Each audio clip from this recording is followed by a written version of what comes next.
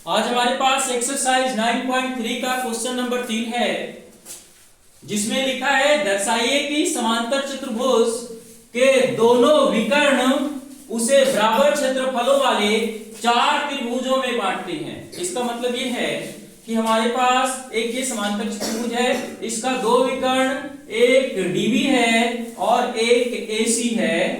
ये क्या करते हैं, चार बराबर बराबर क्षेत्रफलों वाले त्रिभुज में विभाजित कर रहे हैं पूरा समांतर चतुर्भुज को। ऐसा हम लोगों को ला देना है। सबसे पहले हम लोग इसको सॉल्व करने के लिए कोई भी एक ट्रायंगल में ले लेंगे, सबसे पहले लेते हैं हम लोग ट्रायंगल ए बी डी में। ध्यान से देखेंगे ये ए बी डी कहां है, ए बी डी ये वाले ट्रायंगल है।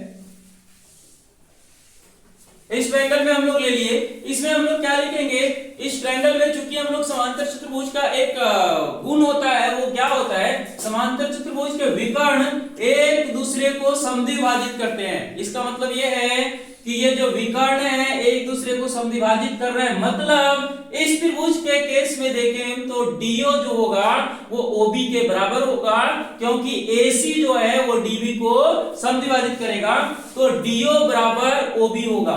हम लोग लिख देंगे, क्या लिखेंगे, डीओ जो होगा वो ओबी के बराबर होगा। और अगर डीओ ओबी के बराबर होगा तब हमारा एओ जो होगा वो मीडियन होगा, यानी कि माध्यिका होगा किसका, ये वाला ट्रायंगल का, यानी कि ए बी डी का। हम लोग इसलिए लिख देंगे, क्या लिखेंगे कि एओ जो है वो क्या है, माध्यिका है।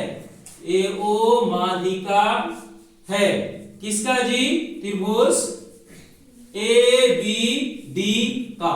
त्रिभुज ए बी डी का एओ जो है माध्यिका है। और हम लोग ऐसा पढ़ चुके हैं कि माध्यिका जो होता है उस त्रिभुज को दो बराबर भागों में डिवाइड कर देता है, ऐसा। इसलिए हम लोग क्या लिख देंगे, एरिया ऑफ, ये वाला ट्रायंगल है ना, इसी ट्रायंगल का है ना, तो इस ट्रायंगल में दो अलग अलग ट्रायंगल कौन हो गए, एक ये वाला और एक ये वाला। इसका क्या नाम होगा, AOD. Area of AOD is equal to क्या होगा, एरिया ऑफ एओडी लिख दिया ना, अब ये होगा एबीओ, या ऐसे लिख देंगे एओबी, ऐसे सुंदर लगता है सुनने में, एओबी। ये जो चीज है इसको हम लोग इक्वेशन 1 लेट कर लेंगे। अब इसी प्रकार से हम लोग ये वाला ट्रायंगल को ले लेंगे। इसमें ये ट्रायंगल का क्या नाम है, ए बी सी में। अब लिखेंगे, अब ट्रायंगल ए बी सी में, एबीसी ट्रायंगल में क्या होगा, थोड़ा हम लोग इधर लिख लेते हैं। एबीसी में ओबी जो है वो क्या होगा, माध्यिका होगा, है ना। हम लोग लिखेंगे चूंकि ओबी माध्यिका है, माध्यिका है, ओबी माध्यिका है। ओबी क्यों माध्यिका हो गया जी, क्योंकि इसमें क्या है कि ओसी बराबर एओ है।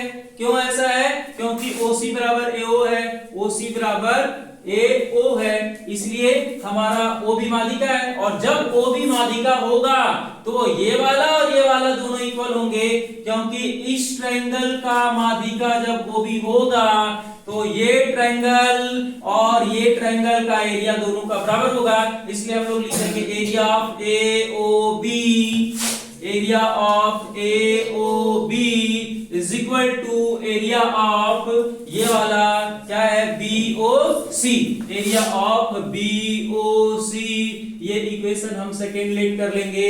और इसी प्रकार हम लोग थर्ड नंबर में ले लेंगे, इसमें ले लेंगे, इसमें ट्रायंगल बीडीसी में। अब लिखेंगे हम लोग, अब ट्रायंगल बीडीसी या बीसीडी, किधर से भी लिख ले हम लोग, चलिए लिख लेते हैं बीसीडी में। बीसीडी में क्या लिख लेंगे हम लोग, वो चीज को देख लीजिए। हम लोग लिखेंगे ओसी जो है वो क्या है, मीडियन है। हम लोग लिखेंगे ओसी माध्यिका है, ओसी माध्यिका है। और ओसी अगर माध्यिका है तो हमारा ओबी और डीओ और ओबी बराबर है, इसलिए ओबी माध्यिका है। हम लोग लिखेंगे डीओ बराबर जो है वो क्या है, ओबी है, डीओ बराबर ओबी है।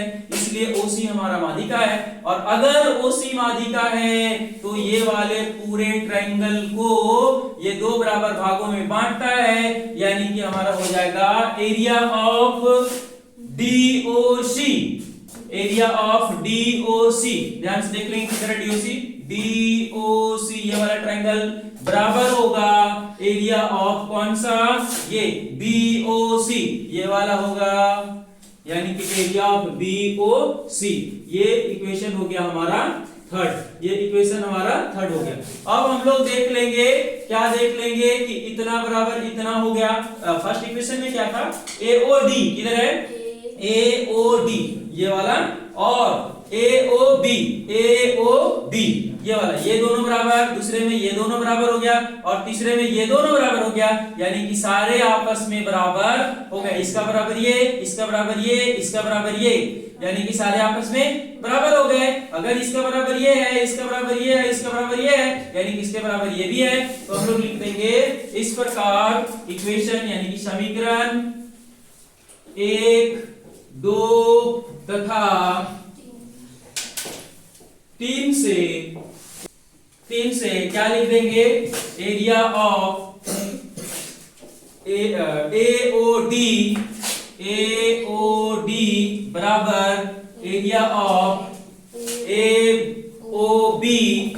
AOB बराबर एरिया ऑफ BOC बराबर एरिया ऑफ COD। यही हम लोगों को प्रूव करना था कि एक समांतर चतुर्भुज में जो दोनों विकर्ण होते हैं AC और BD, इस पूरे समांतर चतुर्भुज को 4 बराबर क्षेत्रफल वाले त्रिभुज में विभाजित करते हैं, वही हम लोग ले आए। इसी प्रकार आप लोग आसानी से इस क्वेश्चन को प्रूव कर सकते हैं। बस थोड़ा मेहनत करने की जरूरत है, लगातार मेहनत करेंगे और आपका इच्छा जरूर पूर्ति होगा। धन्यवाद।